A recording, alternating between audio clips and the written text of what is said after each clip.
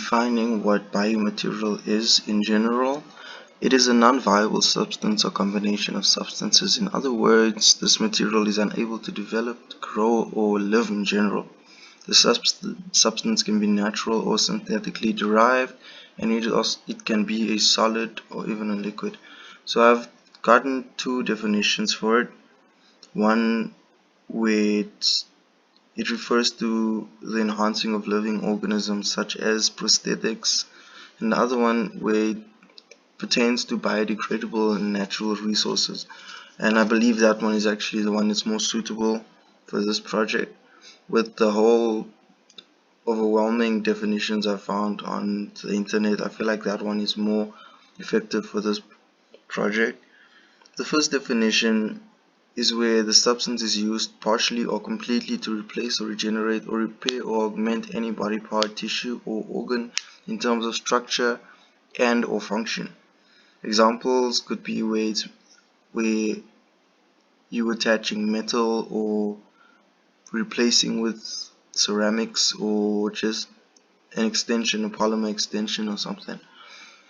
The second definition, the one that I'm running with, would be the biodegradable natural resources one, where the natural product is a chemical compound or substance produced by living organisms such as plants. So just in more detail, what the natural, more biodegradable definition entails. It is where nature developed a range of materials with remarkable properties. So natural was defined as something produced by nature and not man-made, where living organisms are regarded to be found in nature, and their biological properties gives us a range of combinations to work with in order to create various materials. Most commonly we think about plant-related material when we think about natural biomaterials. Some examples of low-tech biomaterials would be potato peels. By using potato peels in conjunction with other natural materials, you can actually create a low dense structure similar to like a soft board, as well as molded pulp, mushrooms and hemp, corn, starch, gimi, however that word is pronounced. We can use, if we look at cork, which is sustainable through the renewable harvesting process, which causes no harm to the tree that grows naturally after 10 years. It is also a very good material, natural material that can be used to create low-tech biomaterials.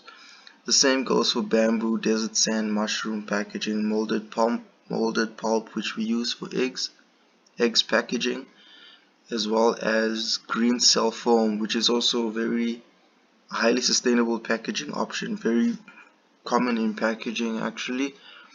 This one is very sustainable because it uses corn, and corn is naturally grown. Whereas gimi uses more recycled paper such as molded pulp. If we look at PPE, as industrial designers we know the importance of PPE, mainly because we're working in workshops, we're working around heavy equipment. But if we take that out of our context and put it into different contexts, such as medical, for an example, there's a lot of different things that comes into play with PPE, such as lungs, such as breathing, such as respiratory systems and such. If we classify them, we will see that there are classifications such as your eyes, head and neck, your lungs, hands and arms, your ears, your feet and your legs, and your whole body as well. As an industrial designer working in a hard-working or rather labor-intensive environment, we don't look at all of these, but when we're looking at PPE in general, these are all the classifications that I found. These are just, for example, examples of the equipment that you would use within those various classifications. I was looking at the fashion versus PPE and how the two are intertwined and how they correspond well together. But then I was looking at where the line is drawn with this as well, and I believe the line is drawn when the function overwhelms the form, where the form overwhelms the function. And I've seen this recently as well within malls where the material of the masks are really thin, which doesn't serve its purpose well because you can still breathe through that mask fine, too fine, that you can still contract illnesses and whatnot through it. So in that case, the form is overwhelming the function, and I think that's where the line should be drawn.